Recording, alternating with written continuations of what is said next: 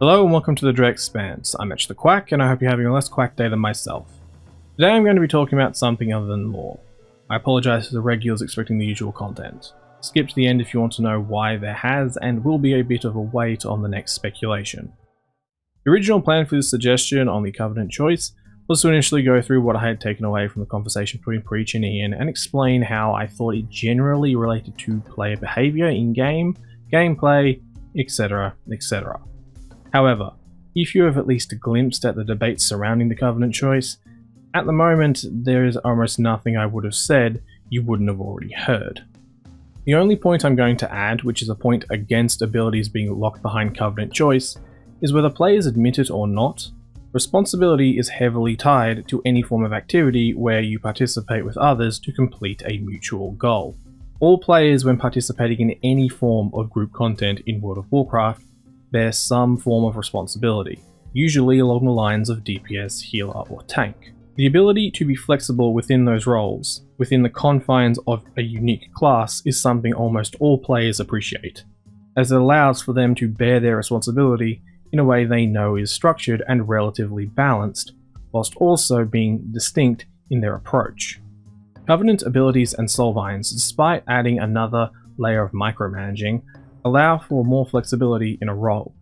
This is something that has pretty much been universally praised by all players looking at Covenant abilities and soulbinds. The issue is that being restricted to one permanent choice, when other options are available, makes bearing the responsibility of a selected role much more difficult and stressful. If there was one thing to be said about adding more abilities to World of Warcraft, it's not that players have an issue micromanaging a lot of abilities. Instead, it's that by adding more abilities that influence the same three distinct unchanging roles, without some form of significant gameplay alteration, makes reducing the flexibility within each role more difficult because of how integral each role is within a fight. This leads on to the suggestion, which I honestly believe could allow for a compromise to be achieved between the current goals of the developers and what most players seem to want. So Blizzard, for now, for Shadowlands, please take the L. Hit the big red button and just let players pick and choose whatever Covenant abilities and soulbinds they wish. Keep cosmetics and story locked behind the choice, but let players choose their abilities. Then, for the next expansion, reintroduce this system under what it seemingly needs to be introduced under: subclasses and in turn sub-roles.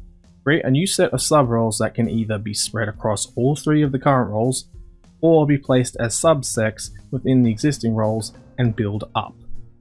This will give enough structure to create meaningful choice, like the currently proposed Covenant system, whilst also assuring the effects on a player's responsibility is spread amongst more than 3 integral roles that act as choke points for mitigating choice.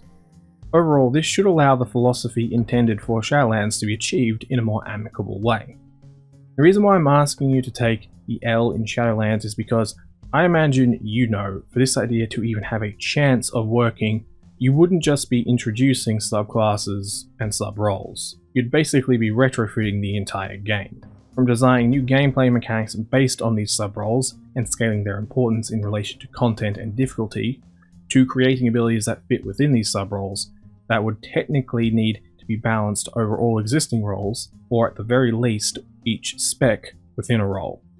When considering just these factors, the effort to achieve this would be a considerable challenge, and something that couldn't be done in 5 months. And to be clear, there would still be the relevant issue of players having to make such a permanent choice so late in the game, and how these changes may affect the basic balance and composition of groups.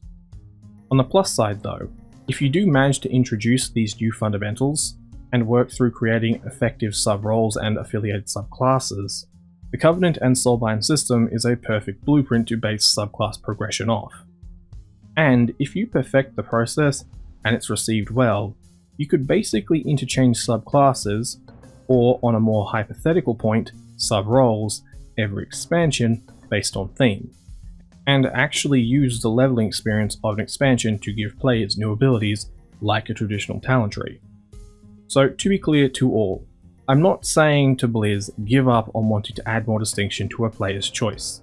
I do genuinely think it's a goal worth striving for, However, the complexity of adding such a choice is far from easy, especially when you consider the diversity and effectiveness of the abilities tied to covenants.